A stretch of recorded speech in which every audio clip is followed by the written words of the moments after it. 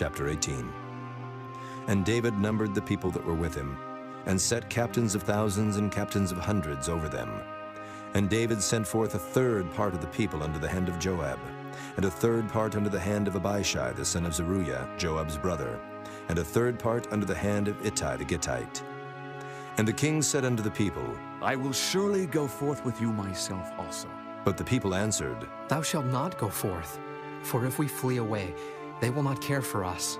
Neither if half of us die will they care for us. But now thou art worth 10,000 of us. Therefore now it is better that thou succor us out of the city. And the king said unto them, What seemeth you best I will do.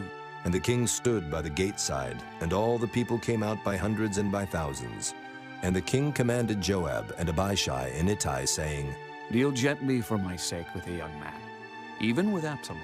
And all the people heard when the king gave all the captains charge concerning Absalom. So the people went out into the field against Israel, and the battle was in the wood of Ephraim, where the people of Israel were slain before the servants of David. And there was a great slaughter that day of 20,000 men, for the battle was there scattered over the face of all the country, and the wood devoured more people that day than the sword devoured. And Absalom met the servants of David. And Absalom rode upon a mule, and the mule went under the thick boughs of a great oak, and his head caught hold of the oak, and he was taken up between the heaven and the earth, and the mule that was under him went away. And a certain man saw it, and told Joab, and said, Behold, I saw Absalom hanged in an oak. And Joab said unto the man that told him, And behold, thou sawest him? And why didst thou not smite him there to the ground? And I would have given thee 10 shekels of silver and a girdle. And the man said unto Joab, Though I should receive 1,000 shekels of silver in mine hand, yet would I not put forth mine hand against the king's son. For in our hearing the king charged thee, and Abishai and Ittai, saying, Beware that none touch the young man Absalom. Otherwise I should have wrought falsehood against mine own life. For there is no matter hid from the king, and thou thyself wouldest have set thyself against me. Then said Joab, I may not tarry thus with thee. And he took 3 darts in his hand, and thrust them through the heart of Absalom, while he was yet alive in the midst of the oak. And 10 young men that bare Joab's armor compassed about, and smote Absalom, and slew him. And Joab blew the trumpet, and the people returned from pursuing after Israel, for Joab held back the people. And they took Absalom, and cast him into a great pit in the wood, and laid a very great heap of stones upon him. And all Israel fled, every one to his tent. Now Absalom in his lifetime had taken and reared up for himself a pillar, which is in the king's dale, for he said, I have no son to keep my name in remembrance. And he called the pillar after his own name, and it is called unto this day Absalom's place.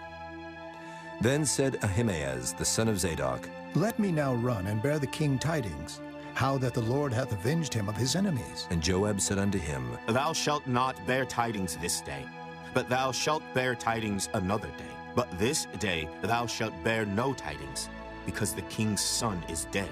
Then said Joab to Cushai, Go, tell the king what thou hast seen. And Cushai bowed himself unto Joab and ran. Then said Ahimaaz the son of Zadok yet again to Joab, But howsoever, let me, I pray thee, also run after Cushai. And Joab said, Wherefore wilt thou run, my son, seeing that thou hast no tidings ready? But howsoever, said he, let me run. And he said unto him, Run. Then Ahimaaz ran by the way of the plain, and overran Cushai. And David sat between the 2 gates. And the watchman went up to the roof over the gate unto the wall, and lifted up his eyes, and looked. And behold, a man running alone. And the watchman cried and told the king. And the king said, If he be alone, there is tidings in his mouth. And he came apace, and drew near. And the watchman saw another man running. And the watchman called unto the porter, and said, Behold, another man running alone. And the king said, He also bringeth tidings. And the watchman said, Methinketh the running of the foremost is like the running of Ahimaaz, the son of Zadok. And the king said, He is a good man, and cometh with good tidings. And Ahimaaz called, and said unto the king, All is well. And he fell down to the earth upon his face before the king, and said, Blessed be the Lord thy God, which hath delivered up the men that lifted up their hand against my lord the king.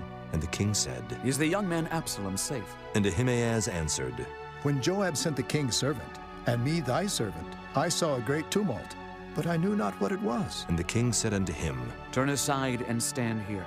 And he turned aside and stood still. And behold, Cushai came. And Cushai said, Tidings, my lord the king, for the Lord hath avenged thee this day of all them that rose up against thee. And the king said unto Cushai, Is the young man Absalom safe? And Cushai answered, The enemies of my lord the king, and all that rise against thee to do thee hurt, be as that young man is. And the king was much moved, and went up to the chamber over the gate, and wept. And as he went, thus he said, O my son Absalom, my son Absalom. Would God I had died for thee, O Absalom, my son